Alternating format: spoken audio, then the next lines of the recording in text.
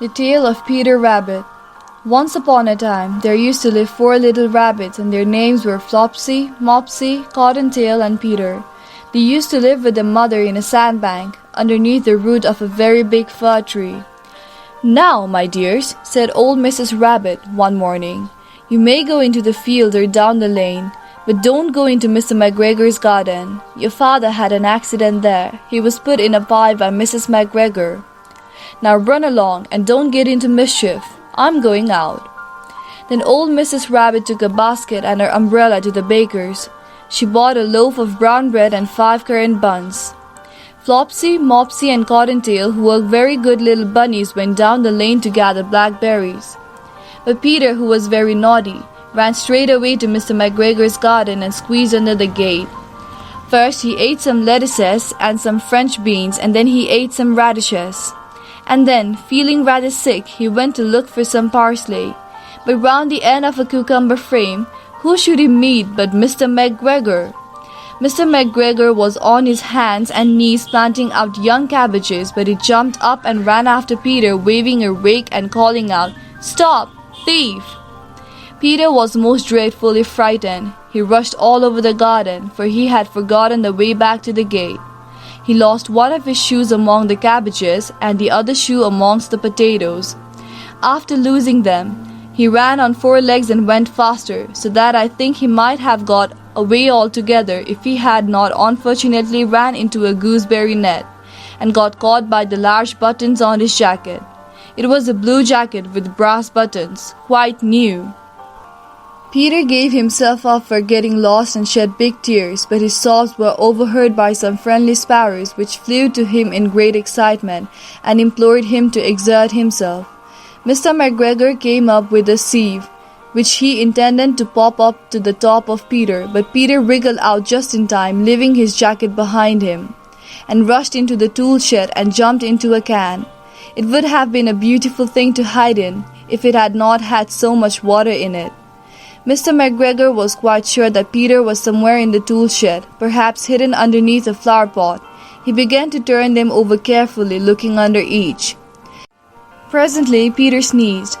"Curdy school!" Mr. McGregor was after him in no time, and tried to put his foot upon Peter, who jumped out of a window, upsetting 3 plants. The window was too small for Mr. McGregor, and he was tired of running after Peter.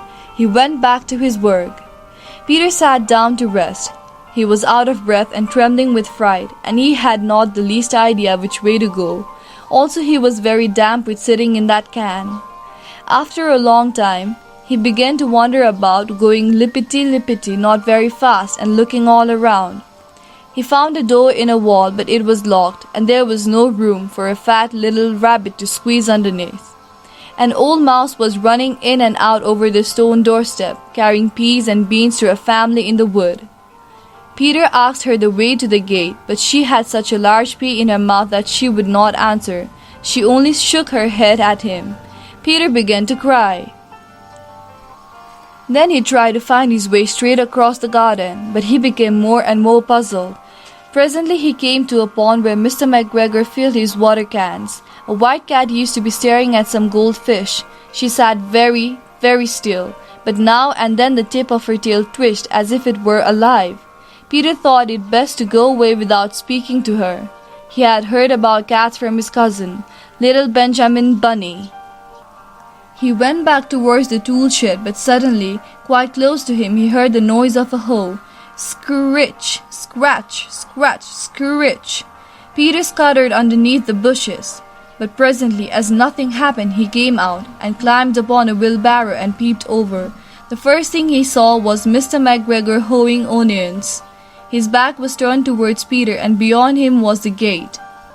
Peter got down very quietly off the wheelbarrow and started running as fast as he could go, along a straight walk behind some black currant bushes.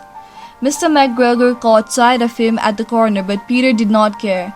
He slipped underneath the gate and was safe at last in the wood outside the garden. Mr. McGregor hung up the little jacket and the shoes for a scarecrow to frighten the blackbirds. Peter never stopped running or looked behind him till he got home to the big fir tree. He was so tired that he flopped down upon the nice soft sand on the floor of the rabbit hole and shut his eyes.